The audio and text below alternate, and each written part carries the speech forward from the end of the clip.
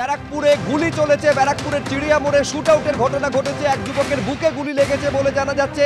তার অবস্থা আশঙ্কাজনক বলে খবর পাওয়া যাচ্ছে। ব্যারাকপুরে প্রকাশ্য দিবালোকে ভর দুপুরে শুট আউটের ঘটনা ঘটেছে। সমীরণ পাল আমাদের প্রতিনিধি, কি ঘটেছে আরো বিস্তারিত বলবেন সমীরণ। কিছুক্ষণ আগে ব্যারাকপুরের পাইপ রোডে ইমদাদ নামে এক 30 বছরের যুবককে দু তিনজন দুষ্কৃতী এসে গুলি করে, তার বুকের পাঁজরের নিচে গুলি লাগে। তাকে প্রথমে আশঙ্কাজনক অবস্থায় ব্যারাকপুরের বিএন বসু মহকুমা হাসপাতালে নিয়ে যায়। সেখান থেকে অবস্থার অবনতি হলে বেলগুড়ি একটি বেসরকারি হাসপাতালে নিয়ে যাওয়া হয়েছে।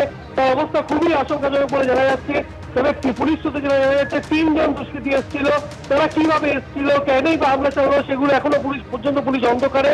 তবে তার বুকের পাঁজরের নিচে গুলি লাগে। ইমদাদ, তার নাম, 30 বছর বয়স আনুমানিক, এটা জানা যাচ্ছে। এবং তাকে দু তিনজন দুষ্কৃতী গুলি করে পালিয়ে যায়। এরপর তাকে রক্তাক্ত অবস্থায় উদ্ধার করে প্রথমে নিয়ে যাওয়া হয় ব্যারাকপুরের বিএন বসু মহকুমা হাসপাতাল, এবং সেখান থেকে তাকে নিয়ে যাওয়া হয়েছে বেলগুড়িয়া একটি বেসরকারি হাসপাতালে।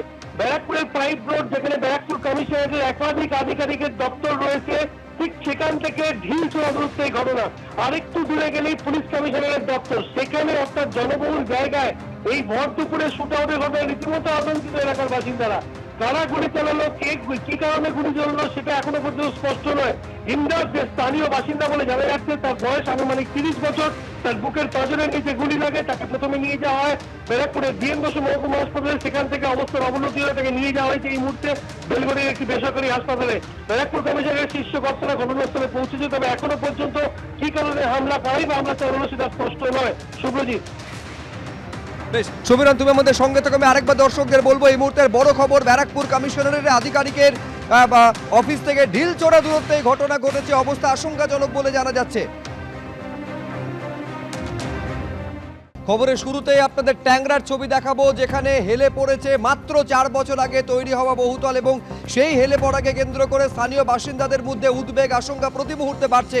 এই মুহূর্তে খবর পাচ্ছি পুলিশের তরফে মাইকে প্রচার করা হচ্ছে, যারা আশেপাশে রয়েছেন, স্থানীয় বাসিন্দারা রয়েছেন, সেখান থেকে সরে যাওয়ার জন্য বলা হচ্ছে। এই হচ্ছে সে হেলে পড়া বহুতল, যে বাড়িটি হেলে পড়েছে, 6 তলা বাড়ি, নির্মীয়মান বাড়ির দিকে হেলে পড়েছে। এই বাড়িকে ভেঙে ফেলার জন্য অর্থাৎ ডেমোলিশন অর্ডার পুরসভার তরফে দেওয়া হয়েছে।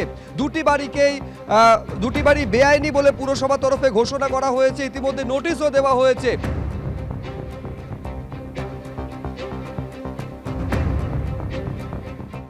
পুরো রিপ্লেসমেন্ট টাকা দিয়ে দিক, বাড়ি কবে হবে আমরা জানি না। যার টাকা দিয়েছিলাম সেই টাকাই দিয়ে দিক, বেশি চাইছি না। আমরা যাতে অন্য বাড়ি খুঁজে দিয়ে চলে যেতে পারি। আমি পুষ্পাঞ্জলিতে থাকি। সব সময় বিপদে পড়ে গেলাম, বা বিপদে তো পড়েই গেছি।